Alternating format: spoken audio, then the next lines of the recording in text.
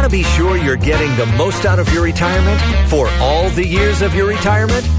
That's the primary goal of More Living with Jim Brogan and our Dollars and Cents segment, where we provide you with an important financial tip that will help positively impact the quality of your life in retirement. And now here's Jim with this week's Dollars and Cents tip.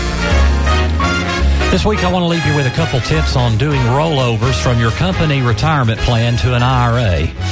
First off, for the most part, you would definitely want to do that the first chance you get. There's a couple of exceptions of why you would not, which I don't have time to get into today, but usually you're much, much better served in an IRA than in a company plan, and there are two primary reasons. One is, most company plans have 8 or 10 or 12 investment choices, and that's about it.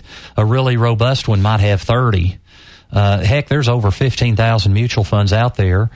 Plus, in a company plan, you usually only have one option that's truly safe with guaranteed principal.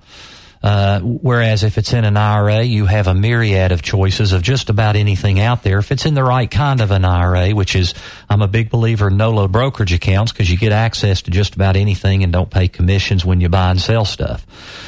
So the biggest thing is you can get much, much greater investment choice. And you should be picky about what you invest in, especially with funds. Most of them really are not very good when you look at the risk they take versus the returns they generate over time. You have to pick the very, very best merchandise you can find. It's just difficult to do that in a company plan. The second reason is controlling the distributions upon your death to your family. Especially your children and your grandchildren. You have to remember that most, if not all of that money that's in your retirement accounts has never been taxed for income taxes. And if you and your spouse don't pay those income taxes, who do you think's going to pay them? It's going to be your kids. There's no exemption on the income taxes due on retirement accounts when you die. You just can't control that at all when you're in a company plan. So those two big reasons of why you'd want to roll over.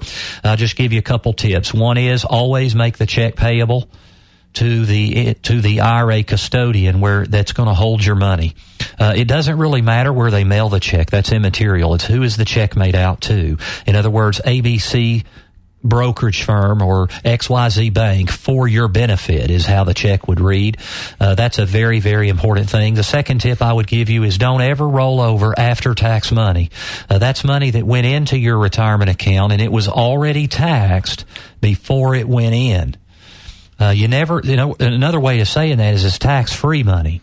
If you have some of that, it's probably a very, very small piece of your retirement account. If you roll it into an IRA, it's like pouring cream into coffee.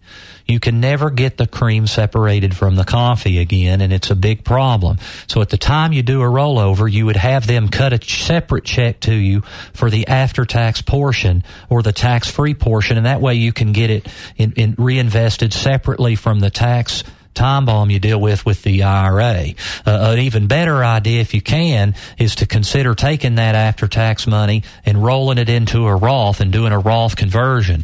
You can do that, and there'd be no income tax on it because it's already been taxed, yet you can put all that money in a Roth and not worry about a contribution limit because it's technically a conversion even though there's no tax. So a couple good tips on IRA rollovers. You definitely want to consider that the first chance you possibly can. And that's our Dollars and Cents segment for this week. You can find this week's Dollars and Cents segment and others by visiting BroganFinancial.com.